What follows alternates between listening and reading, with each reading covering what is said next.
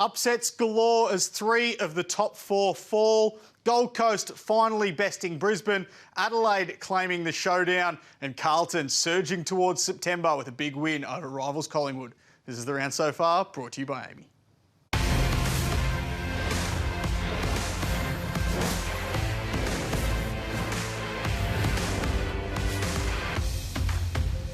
The round so far brought to you by Amy. My name is Riley Beveridge. That is Kane Cornes. Kane, it's been a massive weekend of footy. Let's start tonight at the Adelaide Oval, where it was the showdown and Adelaide got the chocolates. Topped off a crazy round of footy, didn't it? Who would have predicted the results that we've got, including this probably, but Adelaide were outstanding. Rory Sloane started as a sub. He came on, took a hanger in the goal square and kicked that one to seal it for the Crows, who were fantastic around the footy. They defended incredibly well, and their forwards completely got a hold of Port Adelaide's defenders. And one forward in particular, and that is our Saturday star, Taylor Walker. He wins the showdown medal. He kicks 7 goals, 4 from 20 disposals, 15 score involvements. The first forward to kick 7 in a showdown since Warren Treadray. Huge performance. I think he had 1 goal in his previous 4 showdowns. So that record he would have been aware of. So to respond like this is as good a game from a forward as we've seen all year against really good opposition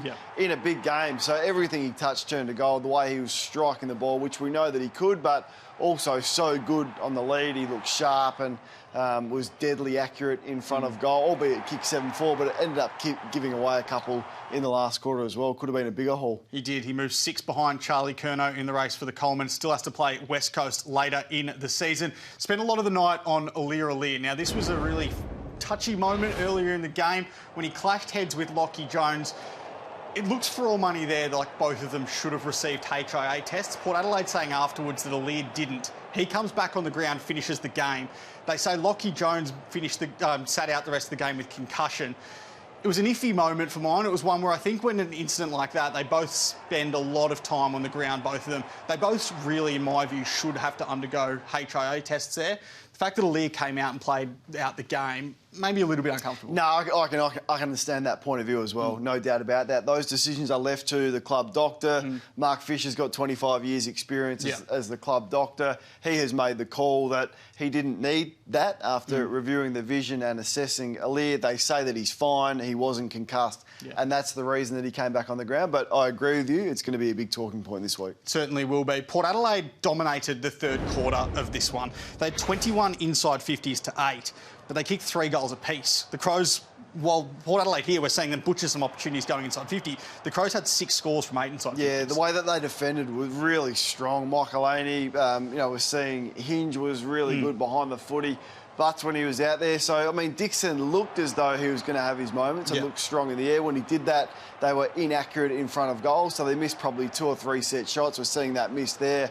But all in all, I just thought Adelaide's defence was outstanding tonight. The way they got back, the way they won the ground ball inside defensive 50, the way that they pressured the last kick going inside 50, and that was a good example there to neutralise that. So, all in all, it was one of their better performances, if not their best performance of the year. Adelaide, we know showdowns are always 50-50 and you can never predict it, but they've just been far too good in both showdowns and it's been a smashing in both. So that would leave a bitter taste in the mouths of Port Adelaide, but credit to Adelaide for their full 4-quarter performance. An Adelaide backline as well. It was without Nick Murray, Tom Doedee and Jordan Butts going off early as well. Are you worried about Port Adelaide? 13 straight wins, 3 straight losses, 2 of them by more than 8 goals. I was worried about them before the 3-game losing streak. I think you have known my thoughts on that. I think they're far too thin in terms of the depth of their squad.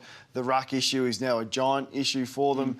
They're undersized behind the ball, and when Taylor Walker gets a hold of you, that highlights that. There's not anyone else to go to. So Geelong next week, they appear vulnerable as well with their injuries, but it's in Geelong. So to lose 3 in a row is an issue, but they just look banged up. They look sore, and there's not a lot of depth on the list. We'll head to Marvel Stadium now, where Sydney just held on against Essendon. They led this one by 37 points in the third quarter before the Bombers soared home in the last term but fell just short. 30 goals kicked in this game of footy. It was fast, it was free-flowing, it was a shootout, and then the Bombers came steaming home. They really flicked the switch from the centre bounce and through the midfield.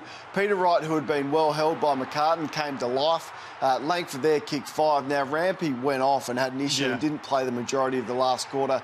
That gave these forwards a lot of opportunities once Essendon got control through the midfield. This is their only goal they kicked in the last quarter through Papley. He had nothing to go to. That was the only option he had, and from 62 metres, he sent that home to give the Swans the win, even though they kicked one late, but they had 7 seconds left on the clock when it went back to the centre mounts. If that game goes for 2 more minutes, Essendon win, but in the end, Sydney in close ones recently have been pretty good. Well, how didn't they win, Kane? Because I want to show you these stats here. Every stat that you want to win going into a game, they dominated inside 50s, they dominated clearance, they dominated contested ball, but they couldn't get the result. You don't lose that, do you? With those numbers, you do not lose that. Now, why did they lose? I just thought Sydney defended so well. So McCartney in the air was terrific. Lloyd, Cunningham, in fact, Rampy when he was there. Yeah. All of their defenders in one-on-one duels tonight. Blakey, when he had the opportunity to defend, really held their own. And there was a barrage of entries coming against them. I just thought they defended exceptionally well tonight. But they've got some issues in their game, the Swans, but they've kept their season alive. That's a big win away from home with the season they've had. Massive story coming out of this one early when Lance Franklin was substituted out of the game with a calf injury. Sydney says they're not taking any precautions. That's why they took him out of the game, even though it was minor. But you just worry with a month left in the season, coming towards the end of his contract. We're not sure if he's going to go around again, if that is the last we've seen of Lance you have to ask the question. If it's a calf injury, you don't usually get back within 4 weeks, particularly at 36 years of age. Now, if the season is over for the Swans and they can't make finals, perhaps they strap it up, put him as the sub and wheel him out there for the last game and send him off that way. But the talk this week about him going on, I found far-fetched. I just think clearly it's obvious that this should be the last season for Buddy Franklin, and little soft tissue issues like this probably highlight that as well. Well, the man who stood up in Lance Franklin's absence was Joel Amati.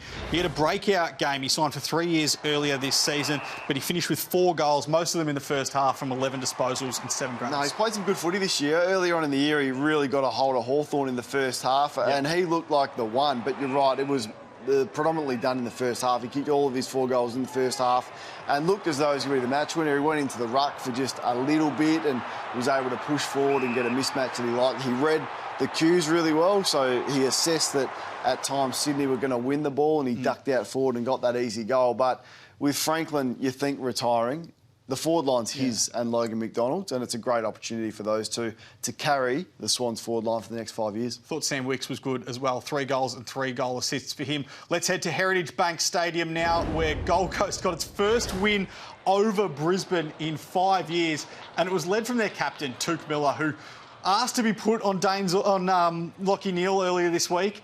Held him to 17 disposals. He was awesome. I love it. And held him to 5 kicks, which is the most important thing. So, Lachie Neale can have as many handballs as he likes. He does his real damage with his leg. So Miller was all over him.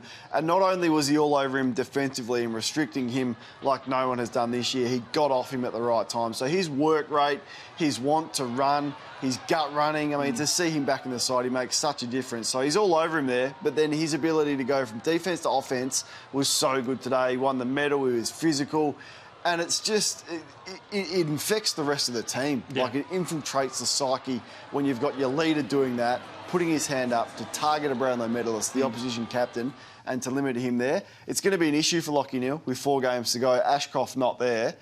Teams are going to see that. They're going to see what Geelong did to him in the finals last year, and they're going to come after him hard. So he's going to have to play better and expect that physical attention, because today he probably didn't cope with it as well as he would have liked. He frustrated him throughout the entire afternoon. There was a flashpoint in this one, though, where Lachie Neale accused Touk Miller to the umpire in this moment here of grabbing him in the nether regions. It's going to be seriously looked at by the match review officer on Sunday, I think. Probably not a great look for him. It's obvious that he does grab it. Now, it is in a contest. Does he hold on too long? Probably, and you'll see that here. So the grab there, and then he doesn't let go probably as quick as what he should have. Not a great look for Touk Miller, and considering the history between these two, you can understand why Zorko was so upset. So that's one that'll be looked at, and it'll be a big talking point this week. Certainly will be. Ben King was outstanding in this one. 5 goals, equalling a career high after he had such a disappointing last month. And what was important here is you see he's playing on Harris Andrews. Harris Andrews had no intercept marks. One of the best players in the game, intercept players in the game, didn't have a single intercept mark. Yeah, has that kick from Lukosius. So, I mean, it's a great response, because he had hardly touched the footy in a month. And I sat here last week and thought, well, does he need to go back to the VFL and find some form, Yep. or do they need to push him up to the wing and put him in a different position? Because he was uncompetitive against Taylor last week. So right from the start, he got them going. You'd be disappointed if you're Harris Andrews. So King's weakness would be that one-on-one contact, and he struggles when someone like Taylor mauls him. Harris Andrews just gave him far too much space. He almost zoned off him in front and let King have those aerial opportunities. So in hindsight, Harris should have played him differently, but credit to Ben King for the response. Outstanding 5 goals. Let's head to Ballarat now, where remarkably the Giants broke their club record for 7 straight wins, the most consecutive wins in club history. They keep surging towards finals. It's unbelievable. This win is significant. They've had some big wins this year. Adelaide a couple of times. They came from behind in Adelaide to beat the Crows, I think from 17 points down. Round 1 when they were out on their feet and some injuries. But this has got to be up there because for all money, this looked like the Western Bulldogs were going to run away with this comfortably. They got out to a hot start. They dominated around the stoppages once again, as the Bulldogs often do. And here's the last quarter moments that we are witnessing here. But they just hang in. There's a real character about them. They defend like their life depends on it. So 22 inside forward 50s to 7. They out-tackled them by, I think it was plus 20. They were just hungrier. And in the end, they defended harder than what the Dogs did. We'll question the Dogs' character and the fact that they're wasting the talent on the list like we have done a number of times. But it's a big story to win 7 in a row for Adam Kingsley in his first year.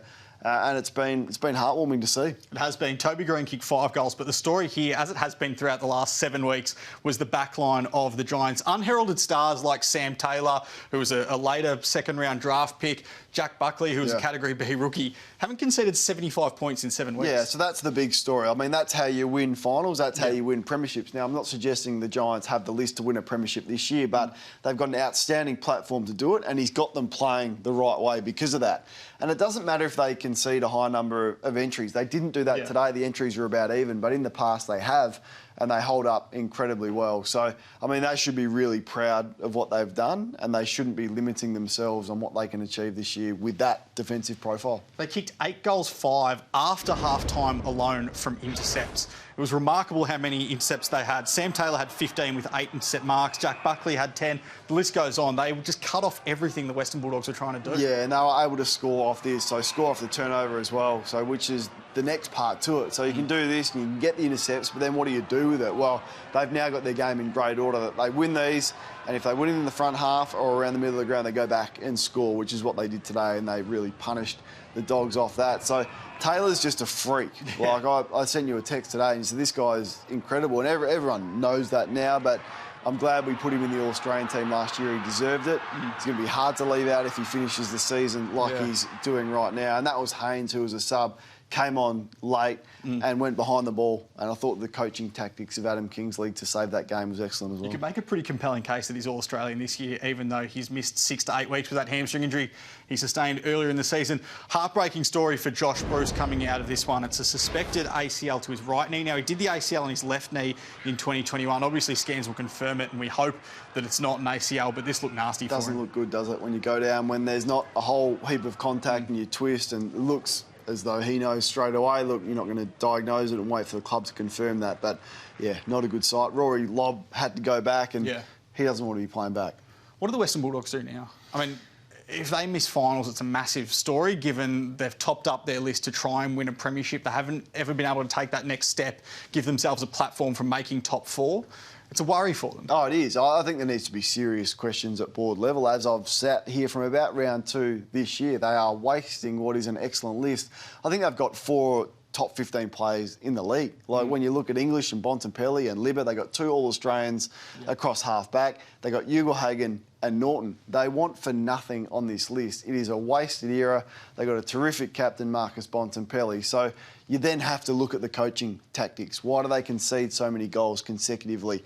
Why don't they win the close games? Why can't they maximise the midfield dominance? Why are their selection decisions so bizarre? There's a whole heap of things that I'd love for the board to sit the coach down and assess, because I'll say it again, they're wasting a very, very good list. Let's go to GMHBA Stadium now, where Fremantle secured arguably the biggest upset of the day, really. They went to Geelong's home ground for the second time in as many years and won. When they hit the front, they just won every single one-on-one contest. Yeah, and I think we need to say to Alex Pearce, like his response, we really questioned his captaincy and his form this year. as good as he's played all year, but these are the crucial last quarter contests that Fremantle won. So Geelong kicked the first two goals of the last quarter. They're at home, and you think, okay, this is only going to go one way. But it was on the back of contest and critical, significant moments that we're highlighting here, and some of those were in defence. And there's Pearce again against Cameron, who was inaccurate. I think he kicked 1 goal 5, but it was across the board. And we're going to speak about Geelong's hunger or lack of hunger compared to last year in a moment. But credit to Fremantle. That's a significant win out of what has been a pretty disappointing year. Let's get to our moment now, and we saw one of the goals of the season at GMHBA today. Michael Frederick, this goal from the boundary, did it bring back memories of Gaz for you? Well, it's from exactly the same spot, really, but look at the score, look at the time. Like, how critical is that? I mean, we know that he can do that, but once again, there's the little master, and no one did it as well as him. I think Gary's is better, but it did remind us of that. It was an outstanding goal. We've spoken about clubs that we've got worries over. We've spoken about Geelong in this category for a lot throughout the year. Were you worried about this throughout the day today? Because there was a number of times where their effort, their application, skill their level, and all of that. I'll watch Tom Hawkins here. This is before he did his calf. Is that a hungry footballer? Is he doing everything to dive in that footy and hold it in? No, he's not. He goes to ground far too easily. We're seeing Luke Jackson here from the centre bounce. Stanley is oblivious to his opponent, who is pretty dangerous when he goes forward. Yep. Freo win the footy on the wing, and then Jackson just drifts inside forward 50 with no one on him. Easy square up ball, and Stanley's behind the ball on no one, and he throws his arms out and goes, who's on him? Well, you should have been on him. And we can, highlight this time and time again. There's Dangerfield. He knows where the ball is going. He's pointing there. Schultz is going to bob up inside forward 50, yet no one is prepared to go and sacrifice themselves to go and limit a really dangerous small forward. And look, there's 3 of them, all on their own inside forward 50. It could have gone to any of them. Schultz picks it up and kicks a crucial goal late. So when they won the 16 in a row, they were beating up on sides and they were doing everything defensively for each other. So something happens when you win a premiership and subconsciously you are satisfied. That has been the case for Geelong, and there could have been 15 to 20 examples we could have showed of that today. A worry here as well with Tom Hawkins, their veteran forward, coming off with a soft tissue injury on his leg. Still waiting exact clarification on what exactly the injury was. Didn't look great. And as we spoke about before, with a month left in the season, it's a worry for the Cats. Yeah, it looks like a calf injury. He's had an interrupted pre-season and an interrupted year. It's incredible, his performance, really, on the back of that. Blixarv's got that nasty hammy as well. So their next 4 games is interesting. Port Adelaide, Collingwood, and the Saints is their next 3. So pretty tough 3 weeks coming up for them. It certainly is. Let's go to Friday night footy at the MCG, where Carlton continued its surge towards September with a 6th straight win, beating Collingwood at the G. They just wanted this more. In the contest, they were so competitive and tough, and they bullied the Pies in the midfield. It was as good a performance I've seen for the Blues for years. Maybe since 2013 when they won a final because of this sort of stuff. It was brutal. So all the numbers, plus 33 in contested. They outscored them by 28 from stoppage, clearance. They've got that weapon back in the last 6 weeks. But I also thought their ability to shut down Collingwood's ball movement, like they were right there. They knew what Collingwood were trying to do, and time again, they cut that off. But this was it. This is the story of it. So Maynard, bang, taking on all these good players. Look at them swarm and come from everywhere. Turn the footy over, drive it inside forward 50. Who wants that ball more? Newman wants it more. He was outstanding. Cripps wants it more, and that leads to a Motlop goal. So that's the story of the night. And it's been an amazing turnaround. Credit to Michael Voss for his leadership and his ability to turn it mid-season. Not easy to do. And then for the better players, Weeder and Cripps, Walsh when he's been out there, Curnow to respond like they have. It's shown a lot of character. It certainly has. Charlie Curnow was sensational again. 6 goals for the night. He won the Best On Ground award. He just did it all again. There was question marks as to how many goals he kicked against West Coast last week. This was against the best defence in the competition, the best team in the competition. He stands up and kicks 6. Did it every way too. Did it in the air, did it on the ground, did it from free kicks against a very good opponent. Like this is one-on-one with Moore in the goal square. Who wins? Well, perhaps a bit of a soft free kick as was this, but it's probably there, the AFL would say, but clearly Moore was worried about him. And it was a just an outstanding performance. So he's got his kick back. His kick left him, and we know how good a kick he is and how penetrating it is. I thought he was trying to be too fancy at stages through the year. That's back. Yeah. He led from the front, clearly the best player on the ground. And it does show, as we've touched on before, that Collingwood's backline can be vulnerable if you turn the footy over and you give your forwards one-on-one opportunities. Moore gets a lot of goals kicked on him. He certainly does. I want to ask you about Collingwood's forward line in opposite to Carlton's. Mason Cox was subbed out. He kicked six marks and a goal against the Blues earlier this year. Myercheck was awesome against them, kicked 4. They had no impact on Friday night, though. So I don't really quite get Mason Cox and what they see that he brings, because it's been 5 or 6 weeks where he's really quiet. Now, they do like him in the second ruck, but that spot is better with Frampton or Ash Johnson, who is good and has been good. And if Ash Johnson needs to go on ruck and help out Cameron for 3 minutes a quarter, he can do that. So I suspect he will lose his spot, but Myercheck won't. They'll back him in to turn his form around. Cox has kicked 2-5 from his last 5 games. Myercheck's kicked 3-10 from his last 5 games. So both of them struggling over the last month or so. I want to ask you about Collingwood. We praised them rightfully last week because we said the stat when they came back against Port Adelaide, they'd won 12 times in their last 16 games when they've been trailing at three-quarter time. It's now 17 games. Can you flip that? I mean, should a side as good as Collingwood have been trailing at three-quarter time in 17 of their last 32 matches? Probably not. More than half of their games, they've been trailing at three-quarter time. Yeah, probably not. I mean, but we laud the come-from-behind story, and it is great. And I love the belief and I love the character, and even Carlton would have been questioning that. But sometimes that's not going to happen. Yeah. And you need to bury side. They don't often put teams away, and they give teams opportunities. So, look, a lot of teams have had a blip this round. I think I'm prepared to wipe it for Collingwood and not be too concerned about where they're going. They're still in a great position, full healthy squad. They're going to finish on top of the ladder. They're going to play 2 finals at the MCG. They'll be there on grand final day. Let's get to the ladder now, Kane, where it's pretty reading for Carlton, who are into the AFL's top 6 as things stand. Collingwood still 2 games clear on top despite losing. Getting tight in the top 4 and getting tight through the middle. Melbourne's still an opportunity to finish top 2 with what's happened to Port Adelaide and Brisbane in this round. And then it gets interesting after that with the Saints still to play tomorrow. Can Richmond cause an upset against Melbourne? Well, this round would say yes, that they can. And Adelaide's season's still somewhat alive, albeit very, very slim. All right, let's head to the remaining fixtures in round 20. We start with Hawthorn, St Kilda at Marvel Stadium. Richmond against Melbourne is the pick of the bunch.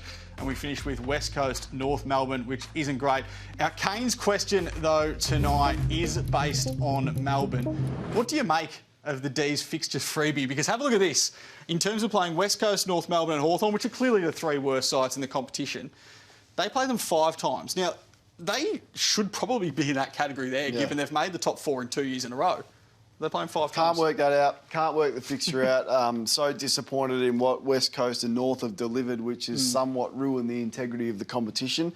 And Melbourne, yes, they got a free kick, but it just highlights how poor Fremantle have been after winning a final, having that draw and still missing the 8. That's almost disgraceful, isn't it? But, yeah, Melbourne, that is a free kick. All right. We love the upsets here on the round so far. It's been another weekend chock full of them. Thanks for your time, Kane. Got him, mate. See you next week. See you next week.